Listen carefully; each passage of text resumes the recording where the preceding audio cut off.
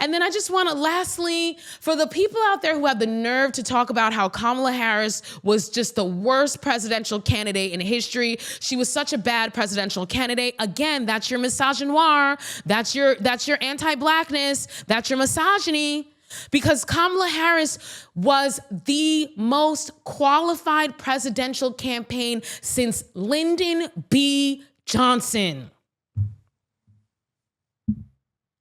She had a mix of local executive experience, state executive experience, federal legislative experience, and national executive experience. No other presidential candidate or actual president since LBJ was more qualified than Kamala Harris. She was District Attorney of San Francisco, California Attorney General, U.S. Senator. She was a senator, and she was Vice President of the United States of America. What was Donald Trump? Donald Trump was a dude who got an inheritance from his daddy. That's what made him qualified to be president in your eyes. Because, white men, they're not held to the same standard as black women are. He was just a dude who got money from his rich daddy. What was Obama? Obama remember, that was a big thing. He went from being just a senator or a community organizer to a senator to president. That was a huge leap.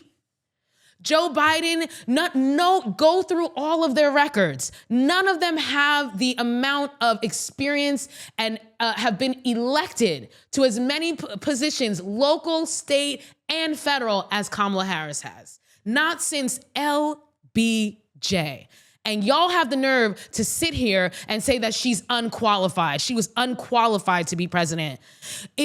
Are the qualifications skin color and what's in your pants? Because in that case, I understand why you guys felt like she was unqualified, because you guys are racist and you guys are misogynist. It is so frustrating to see people sitting here talking smack about Kamala and lying on her record. If you want it, there's plenty of stuff that you can talk shit about, okay? Yes, she did move a little bit more right during the campaign. Yes, she did try to appeal too much to Republicans, in my opinion. But in the grand scheme of things, did it really matter that she was on the trail with Liz Cheney? When we look at the grand scheme of things, when we had a fascist who was our other alternative, when she had a great platform, we could have had all these wonderful things. No food price gouging, no, people be able to buy houses. Like, come on. Taxes, the rich paying their fair share, which eventually means we would have gotten a tax cut. I mean, it's like when you put it all together in the grand scheme of things, yeah, she did have some mishaps, but were the mishaps enough for y'all to be dogging her the way you dog her out? No. Was her record as Attorney General bad enough for y'all to be saying that she was anything but progressive, that she was the top cop in California? No. The worst thing you can say about Kamala Harris is that she's run of the mill. She's right in the middle, down the line. And let's not forget, in 2020, when Kamala Harris ran the first time, she was considered to be too progressive. They were out here calling her a socialist. Kamala Harris, if she had been elected, would have been the most progressive president in the history of this country. When you put together her economic policies with her social justice policies, she would have been the most progressive president since FDR.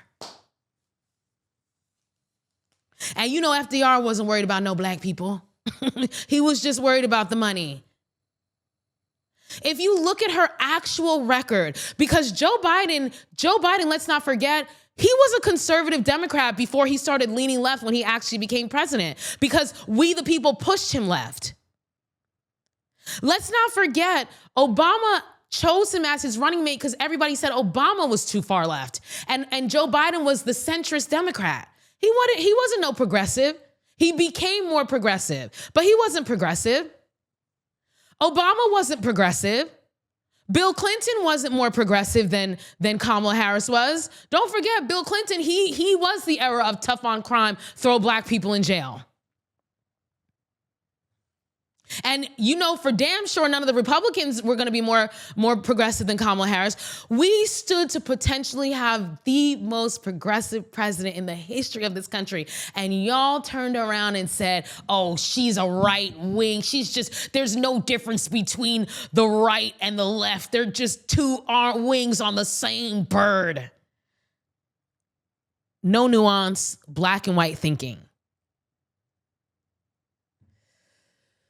So with that being said, folks, let's stop lying on her record. Anytime that someone wants to talk smack about Kamala Harris's record, they want to talk smack about her qualifications, about her campaign, come back to this video, pull some clips, tag people, send it to them so they can see the truth. Because one of the things that happens is we get gaslit. When people repeat the same thing over and over again, you start to believe it. Even I, who was watching in real time because I actually pay attention to politics, even I who knew all of this stuff in real time, even I started being like, damn, well, did she ask for a ceasefire? I mean, I thought she did, because people just kept repeating it over and over and over again, to the point that I started thinking I was crazy. I started questioning my own reality when I knew better.